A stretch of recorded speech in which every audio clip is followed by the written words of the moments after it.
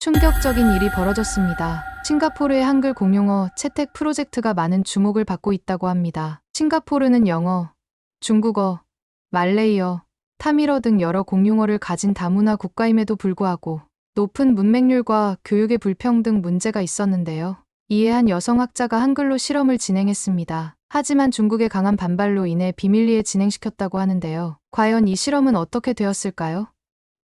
지금 바로 알아보겠습니다. 안녕하세요, 여러분. 제 이름은 리나 알리아입니다. 싱가포르 국립대학교에서 언어학을 가르치고 있어요. 오늘은 제가 어떻게 세계를 놀라게 한 언어 실험을 시작하게 되었는지 이야기해 드리려고 합니다. 처음 이 이야기를 시작하기 전에 여러분께 한 가지 질문을 드릴게요. 혹시 세계에서 가장 과학적인 문자가 무엇인지 아시나요?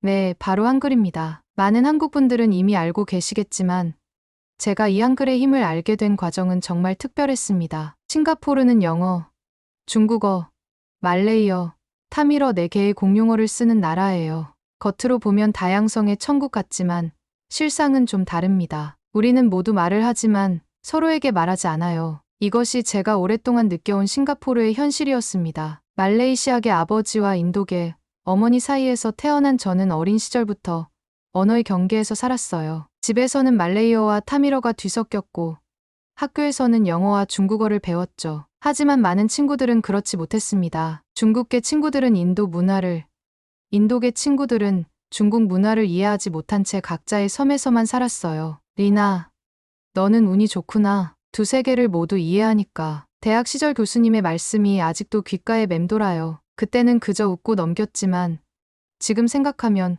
그것이 제 인생의 방향을 결정한 순간이었는지도 모르겠습니다. 언어학자가 된 후에도 이 문제는 계속 저를 괴롭혔어요. 싱가포르의 다언어 정책은 표면적으로는 이상적이지만 실제로는 언어 능력에 따른 사회적 계층화를 만들어냈습니다. 영어와 중국어를 잘하면 좋은 직장, 좋은 기회가 주어지고 그렇지 못하면 뒤처지게 되는 구조요. 특히 이민자 가정의 아이들은 이런 시스템에서 더욱 소외되곤 했습니다. 어느 날 저는 대학 캠퍼스를 걷다가 한 장면을 목격했어요. 인도계 학생이 중국어로 된 공지를 보고 혼란스러워하고 있었죠. 그 옆을 지나가던 중국계 학생은 그저 슬쩍 보고 지나갔어요. 서로 도울 수 있는 상황이었지만 언어의 벽이 그들을 갈라놓았습니다. 그날 밤 저는 제 연구실에 앉아 생각했어요. 이게 정말 우리가 원하는 다문화 사회인가?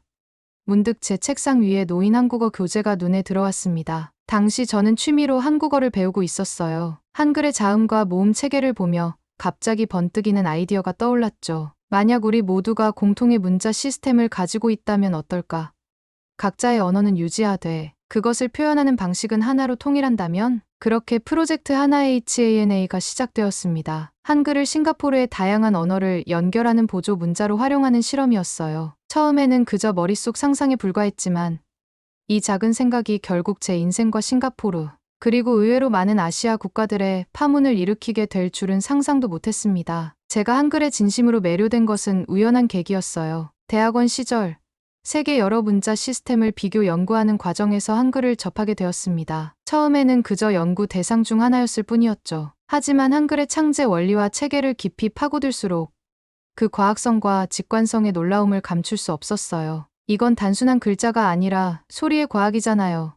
연구실 동료에게 흥분해서 말했던 기억이 납니다. 세종대왕이 한글을 창제할 때 고민했던 철학적 배경과 음성학적 원리를 알게 되면서 저는 마치 보물을 발견한 고고학자처럼 흥분했어요. 다른 어떤 문자보다 다양한 언어 표현에 적합하다는 점이 특히 매력적이었습니다. 문자학자로서 저는 많은 문자 체계를 연구해왔어요. 로마자, 아랍 문자, 한자, 데바나거리 문자, 각각의 문자 체계는 저마다의 아름다움과 역사를 가지고 있죠. 하지만 한글만큼 체계적이고 배우기 쉬운 문자는 없었습니다. 자음은 발음 기관의 모양을 본떴고, 모음은 하늘과 땅과 사람의 형상을 담았다는 설명을 읽었을 때 저는 깊은 감동을 느꼈어요. 제 연구실 한쪽 벽에는 한글 자음과 모음 차트가 붙어 있었습니다. 매일 아침 출근해서 그 차트를 보며 생각했어요. 이 문자가 우리 싱가포르의 언어 문제를 해결할 수 있을까? 문득 대학원 시절 들었던 교수님의 말씀이 떠올랐습니다. 문자는 단순한 기호가 아니라 생각의 방식이다. 한글이라는 문자를 통해 우리의 생각 방식까지 바꿀 수 있지 않을까 하는 야심찬 생각이 들었죠. 그래서 비밀리에 프로젝트 하나HANA를 시작했습니다. HANA는 하나라는 한국어 단어에서 따온 것이면서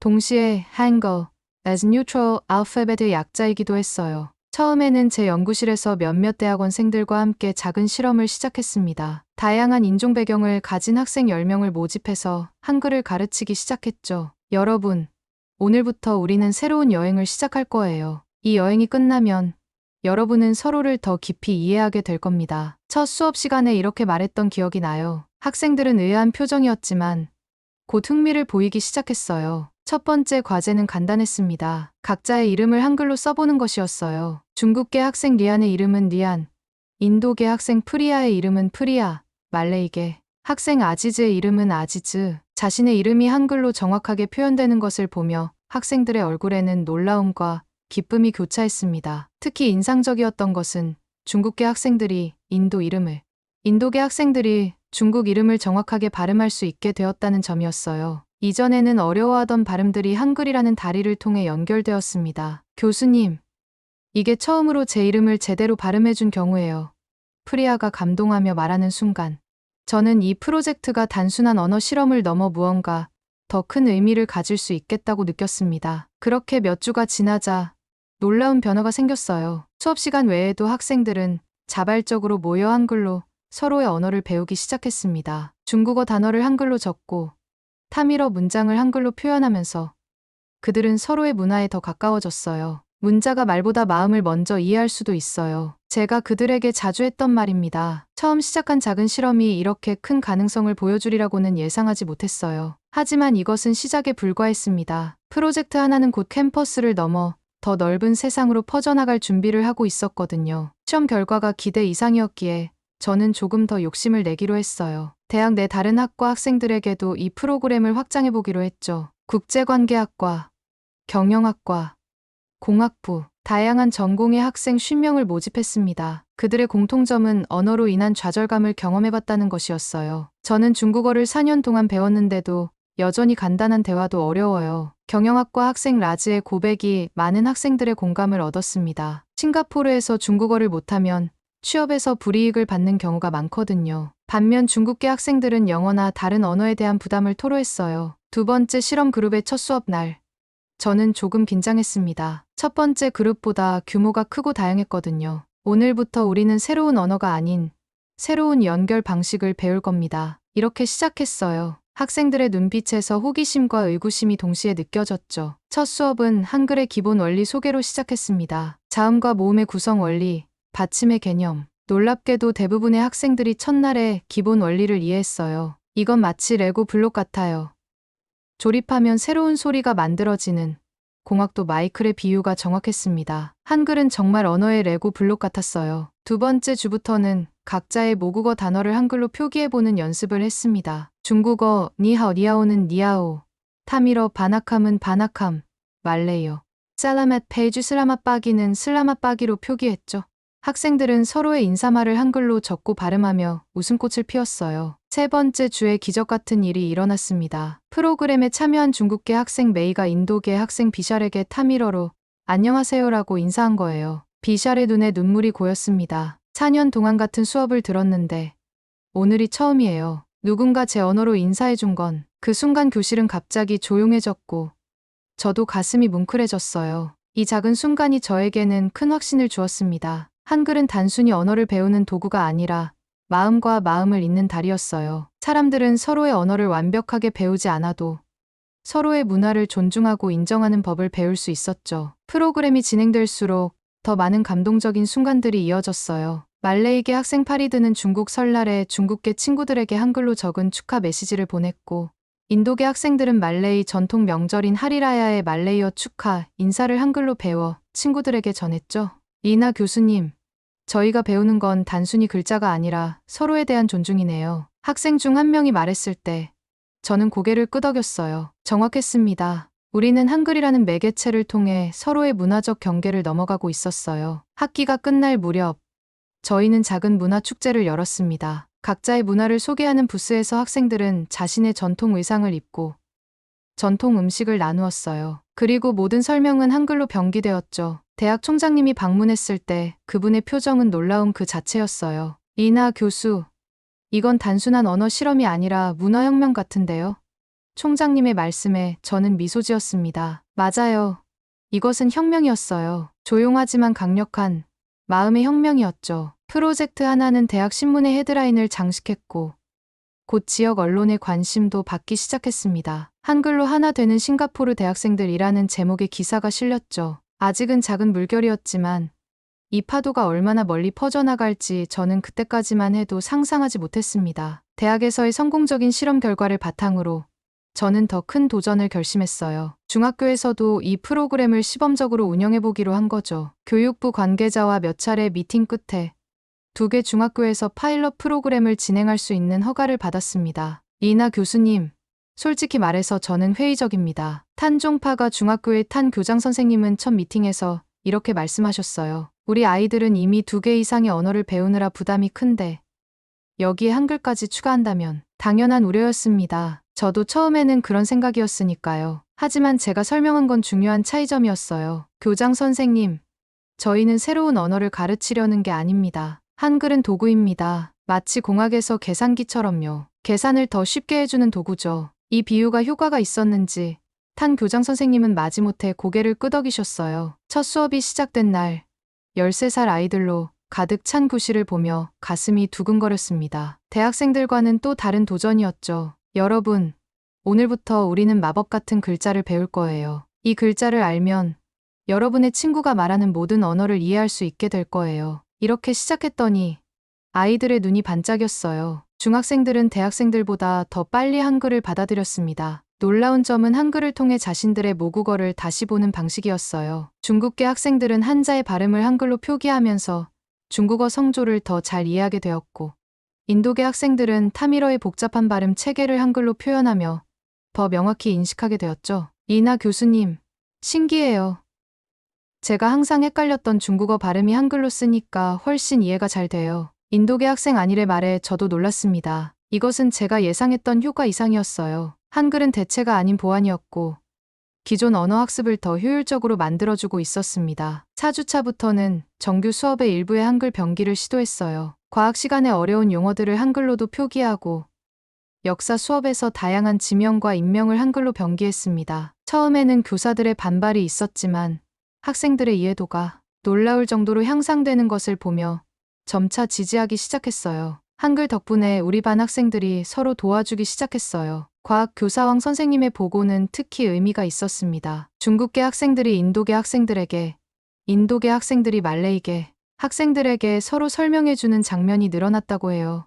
언어의 장벽이 조금씩 무너지고 있었습니다. 2번째 학기에는 놀라운 변화가 있었어요. 학교 게시판에 각 언어로 된 공지사항이 모두 한글로도 병기되기 시작했습니다. 학생회가 자발적으로 시작한 일이었죠. 모두가 학교 소식을 알 권리가 있어요. 학생회장 리안의 말이 가슴에 와닿았습니다. 한글 프로그램의 가장 큰 성과는 학업 성취도였어요. 특히 언어 과목에서 성적 향상이 두드러졌습니다. 중국어를 배우는 비중국계 학생들의 성적이 평균 15% 향상되었고, 영어 과목에서도 전반적인 향상이 있었어요. 한글이라는 중간 다리가 언어 학습의 효율성을 높인 결과였습니다. 이건 마치 언어 학습의 지름길을 발견한 것 같아요. 영어 교사 셀리나의 말이 정확했어요. 한글은 각 언어의 발음을 정확하게 표현할 수 있어서 학생들이 언어의 소리와 의미를 더 쉽게 연결할 수 있게 도와주었습니다. 6개월 차 평가 회의에서 탄 교장 선생님은 180도 다른 태도를 보이셨어요. 리나 교수님, 제가 틀렸네요. 이 프로그램은 단순한 언어 실험이 아니라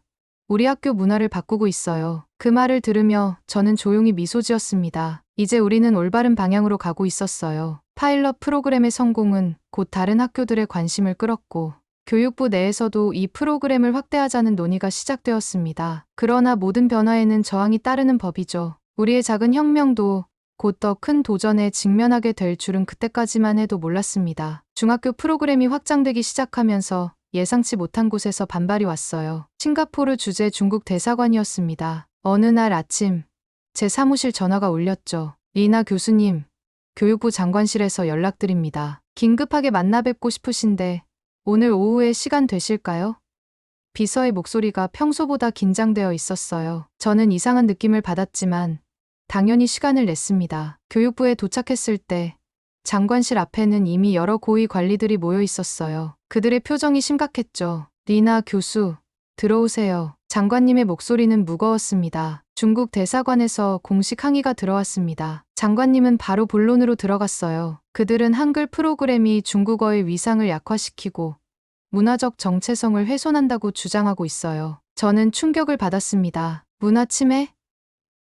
우리는 단지 의사소통의 다리를 만들려고 했을 뿐인데 장관님은 계속해서 설명했어요. 싱가포르와 중국의 관계는 매우 중요합니다. 경제적으로도 정치적으로도요. 우리는 이 문제로 외교적 마찰을 일으킬 여유가 없어요. 그분의 말씀은 이해가 됐지만 제 가슴은 점점 무거워졌습니다. 그래서 프로젝트를 중단해야 한다는 말씀이신가요?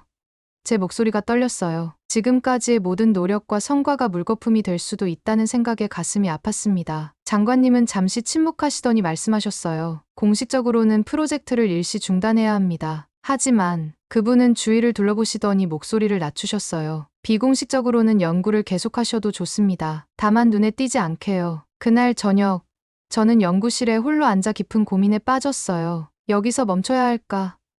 아니면 다른 방법을 찾아야 할까? 문득 제 딸 아디라가 학교에서 돌아와 말했던 것이 떠올랐습니다. 엄마, 우리 반 친구들이 서로의 이름을 제대로 부르기 시작했어. 그 기쁨에 찬 목소리를 포기할 수는 없었어요. 다음 날 아침, 저는 교육부 차관을 만났습니다. 그는 제 프로젝트의 열렬한 지지자 중 한 명이었죠. 리나, 멈추지 마세요. 방향을 바꾸세요. 그의 조언은 명확했어요. 정부 주도가 아닌 민간 주도로 가는 거죠. 그 말에 영감을 받은 저는 새로운 전략을 세웠습니다. 공식적인 학교 프로그램은 잠시 중단하되 대신 비영리 단체를 설립해 민간 차원에서 한글 교육을 계속하기로 했어요. 하나재단 HANA 파운데이션이라는 이름으로 말이죠. 재단의 첫 번째 활동은 주말 특별 클래스였어요. 학생들은 방과 후나 주말에 자발적으로 참여할 수 있었고 부모님들의 동의만 있으면 됐습니다. 놀랍게도 프로그램이 중단됐다는 소식이 알려지자 오히려 더 많은 학생과 학부모가 관심을 보였어요. 우리 아이가 이 프로그램 덕분에 처음으로 중국어에 자신감을 갖게 됐어요. 중단된다니 너무 아쉽습니다. 학부모 미세스 쿠마르의 말씀에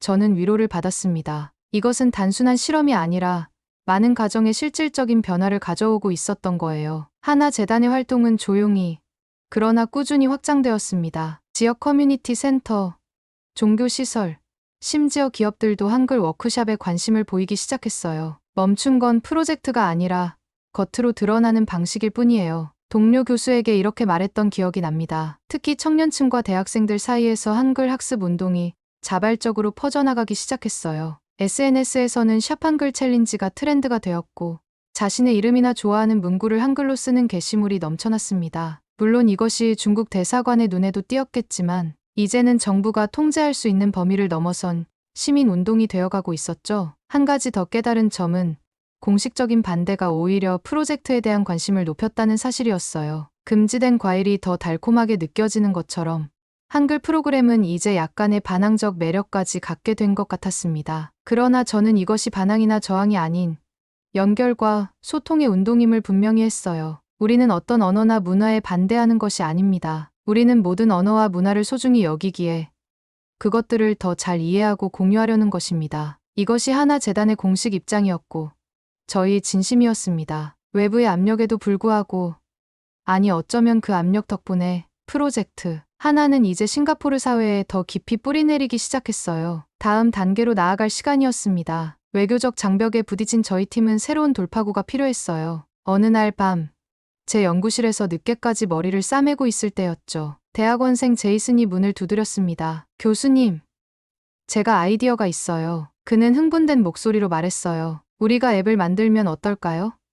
정부나 학교의 허가 없이도 모든 사람이 접근할 수 있는. 그 순간 제 머릿속에서 전구가 켜지는 것 같았습니다. 모바일 앱, 물론이죠. 이 시대의 가장 강력한 교육 도구는 스마트폰 안에 있었어요. 국경도, 정부의 규제도, 외교적 압력도 넘어설 수 있는 방법이었죠. 그날부터 우리는 HANGU 한구라는 앱 개발에 착수했습니다. HANGU는 HANGO for You의 약자였어요. 앱 개발은 생각보다 복잡했습니다. 한글 폰트, 입력 시스템, 다양한 언어 간 전환, 기술적 도전이 많았어요. 하지만 우리 팀에는 열정이 넘쳤고 컴퓨터 공학과에서도 자원봉사자들이 합류했습니다. 주말마다 해커톤을, 밤마다 코딩 세션을 가졌죠. 리나 교수님, 이건 단순한 앱이 아니라 문화혁명이 될 거예요. 앱 디자이너 소피아의 말에 저도 동의했어요. HANGU는 단순히 한글을 가르치는 앱이 아니라 다양한 언어를 한글로 배울 수 있는 플랫폼이었습니다. 중국어,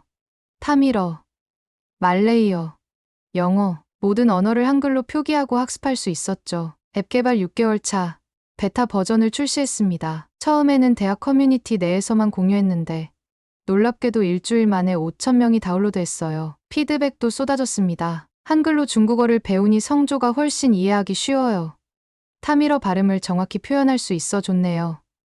같은 긍정적인 반응이 대부분이었죠. HANGU 앱의 가장 인기 있는 기능은 문화 교환 섹션이었어요. 사용자들이 자신의 문화에서 중요한 단어나 문구를 한글로 등록하고 그 의미와 문화적 맥락을 설명하는 공간이었죠. 예를 들어 중국 춘절에 사용하는 축하 인사 꽁시파 잘 공시파 차이를 한글로 궁시파 차이라고 표기하고 그 의미와 사용 맥락을 설명하는 식이었어요. HANGU가 공식 출시된 날 저희는 작은 기자회견을 열었습니다. 이 앱은 언어의 벽을 넘어 마음과 마음을 잇는 다리가 되길 바랍니다. 제 소개 말씀에 기자들은 호기심 어린 눈빛을 보냈어요. 당연히 중국 대사관 관련 질문도 나왔죠. 교수님, 중국 측의 반발에 대해 어떻게 생각하십니까? 한 기자가 물었습니다. 저는 잠시 생각하다 답했어요. 우리는 어떤 언어나 문화를 대체하려는 것이 아닙니다. 오히려 보완하고 연결하려는 것이죠. 한글은 도구입니다. 마치 계산기가 수학을 대체하지 않듯이 한글도 기존 언어를 대체하지 않아요. HANGU 앱은 출시 한 달 만에 10만 다운로드를 돌파했습니다. 놀랍게도 싱가포르뿐만 아니라 말레이시아, 인도네시아, 태국 등 주변국에서도 많은 관심을 받았어요. 특히 K-팝, K-드라마 등 한국 문화에 관심 있는 젊은 세대에게 폭발적인 인기를 끌었죠. 앱 리뷰 중에 가장 감동적이었던 건 60대 사용자의 후기였어요. 10년 동안 중국계 이웃과 인사만 했는데 한글 배우고 3주 만에 처음으로 대화를 나눴습니다. 그분 손자 이름을 제대로 발음할 수 있게 되었거든요. 이 한 줄의 댓글이 우리 팀에게 얼마나 큰 힘이 되었는지 모릅니다. HANGU의 성공은 곧 교육기술 업계의 주목도 받았어요. 여러 투자자들이 관심을 보였지만 저희는 비영리 모델을 고수했습니다. 이것은 비즈니스가 아닌 사회운동입니다. 제가 팀에게 자주 강조했던 말이에요. 앱이 성공하면서 우리는 더 많은 자원봉사자와 개발자를 모집할 수 있었고 기능도 지속적으로 개선했어요. 음성인식 기능, AR을 활용한 한글 학습 게임, 실시간 번역 기능 등이 추가되었죠. 특히 인기 있었던 건 언어 교환 매칭 기능이었어요. 다른 언어 배경을 가진 사용자들끼리 서로의 언어를 가르쳐주는 파트너를 찾을 수 있는 시스템이었죠. HANGU 앱은 이제 단순한 언어 학습 도구를 넘어 하나의 문화 현상이 되어가고 있었어요. 이 작은 앱을 통해 우리가 꿈꾸던 연결과 소통의 비전이 현실이 되어가고 있었습니다. 하지만 모든 성공에는 새로운 도전이 따르는 법이죠. 우리의 여정은 아직 끝나지 않았습니다. HANGU 앱의 성공이 커질수록 반대의 목소리도 커져갔어요. 소셜미디어에서 해시태그 샵행유반대가 트렌드가 되기 시작했죠. 한글은 한국어만을 위한 것이다. 문화 유산을 훼손하고 있다. 언어 정체성을 약화시킨다. 다양한 비판이 쏟아졌습니다. 특히 중국계 문화 단체들의 반발이 거셌어요. 그들은 한자 문화권의 정체성이 위협받고 있다고 주장했습니다. 한 중국어 교사협회는 공개 서한을 통해 5,000년의 한자 문화를 600년 역사의 한글로 대체하려는 시도라고 비난하기도 했어요. 솔직히 말하면 이런 비판들이 저를 깊이 상처 입혔습니다. 제가 의도한 것은 문화의 대체가 아니라 연결이었는데 그것이 오해받는 것이 안타까웠어요. 어느 날 밤, 저는 집에서 혼자 울고 있었습니다. 그때 제 13살 딸 아디라가 조용히 방에 들어왔어요. 엄마, 왜 울어요? 아디라가 물었습니다. 저는 최대한 간단하게 상황을 설명해 주었어요. 사람들이 어떻게 제 프로젝트를 오해하고 있는지, 그리고 그것이 얼마나 저를 슬프게 하는지를.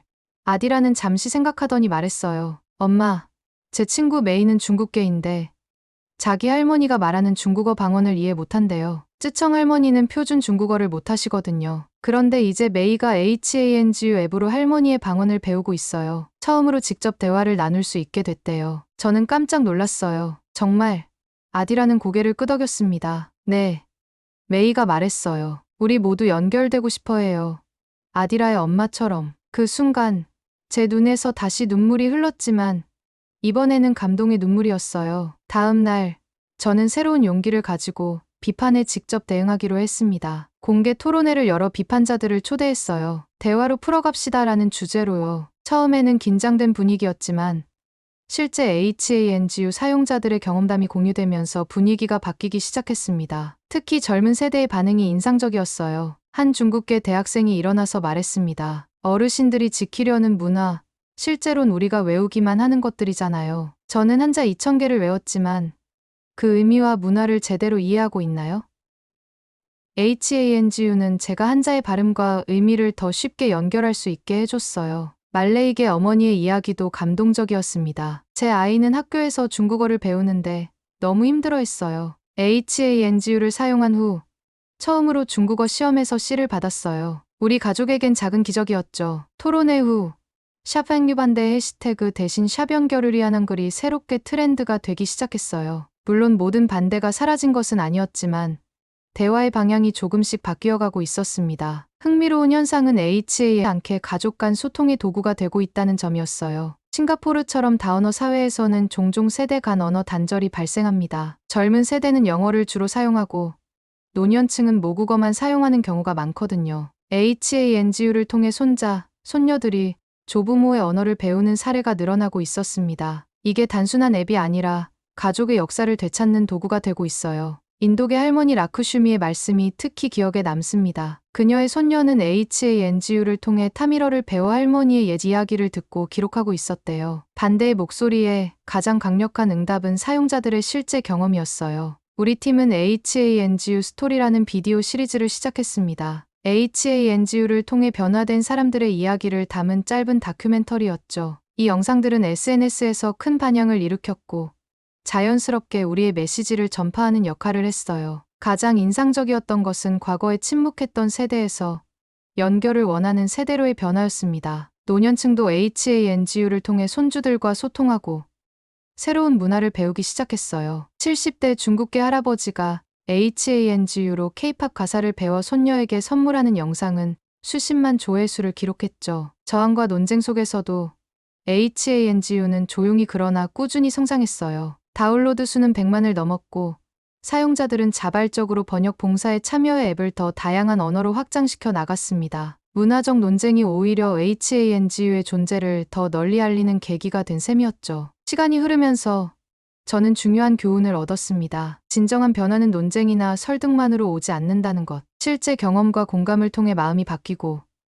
그때 비로소 진정한 변화가 시작된다는 사실이었어요. 그리고 그 변화의 중심에는 항상 사람들의 이야기가 있었습니다. HANGU 앱 출시 1주년을 맞는 날 놀라운 소식이 들려왔어요. 싱가포르 교육부가 비공식 태스크포스를 출범시켰다는 소식이었습니다. HANGU의 교육적 효과를 검토하고 공식 교육 과정에 부분적으로 도입할 가능성을 타진하는 팀이었죠. 그것도 중국 대사관의 직접적인 항의 없이 말이에요. 리나 교수님, 바람이 바뀌고 있어요. 교육부에서 일하는 제 오랜 지인의 말이었습니다. 데이터가 말해주고 있거든요. HANGU 사용 학생들의 언어 능력 향상이 통계적으로 유의미하게 나타나고 있어요. 정확히 1년 전 교육부의 압력으로 학교 프로그램을 중단해야 했던 그 상황과 얼마나 달라졌는지요. 이제 한글은 싱가포르 사회에서 대체가 아니라 연결의 언어로 받아들여지기 시작했어요. 다양한 민족 간의 소통을 돕는 다리로 인식되기 시작한 거죠. 특히 놀라웠던 것은 중국계 젊은이들 사이에서도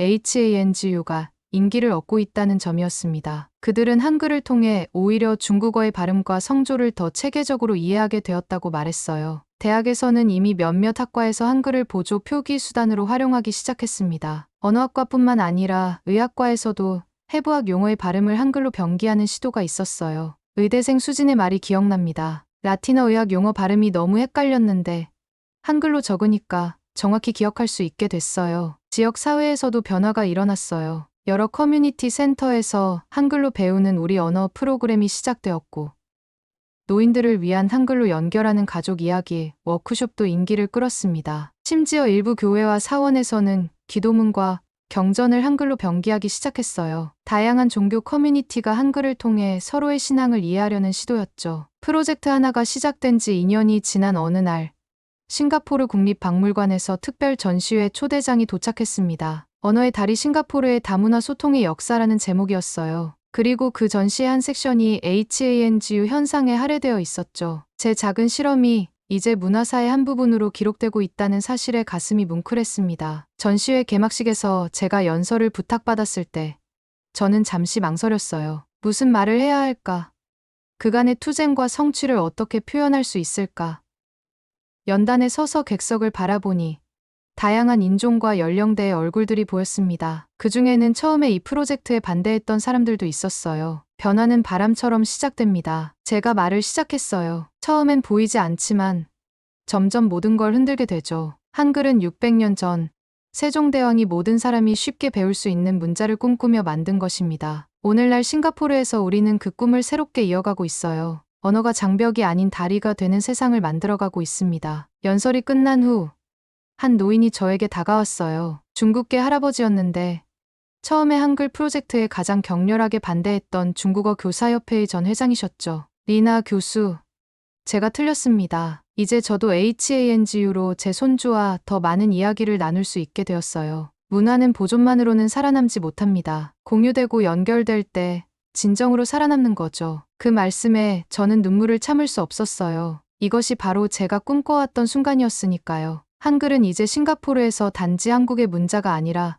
연결을 위한 도구, 공감과 이해의 다리, 그리고 언어로부터 소외된 이들을 위한 희망이 되어가고 있었습니다. HANGU 프로젝트는 이제 말레이시아, 인도네시아, 필리핀, 태국 등으로 확산되고 있어요. 각 나라의 언어 상황에 맞게 조금씩 변형되면서도 그 핵심 가치는 동일하게 유지되고 있죠. 연결과 소통, 그리고 포용의 정신이요. 오늘도 저는 연구실 창가에 서서 캠퍼스를 바라봅니다. 다양한 얼굴의 학생들이 오가는 모습, 그들이 서로 대화하는, 웃는 모습, 그 속에서 저는 희망을 봅니다. 작은 한글 씨앗이 이제 튼튼한 나무로 자라 많은 이들에게 그늘을 제공하고 있는 거예요. 여러분, 오늘 제가 들려드린 이 이야기가 어떠셨나요? 한글이 단순한 한국의 문자가 아니라 세계 여러 나라에서 사람들을 연결하는 다리가 될 수 있다는 이 이야기가 여러분에게도 영감이 되었기를 바랍니다. 우리 모두는 각자의 언어와 문화를 가지고 있지만 결국 우리가 원하는 건 같은 것 아닐까요? 서로를 이해하고 연결되고 함께하는 것. 이 영상이 마음에 드셨다면 좋아요와 구독 부탁드립니다. 그리고 여러분의 생각도 댓글로 나눠주세요. 여러분 주변에서 언어나 문화의 벽을 경험한 적이 있나요? 혹은 그 벽을 허문 경험이 있으신가요? 더 많은 사람들에게 이 이야기가 전해질 수 있도록 공유도 부탁드립니다. 다음 영상에서 또 만나요.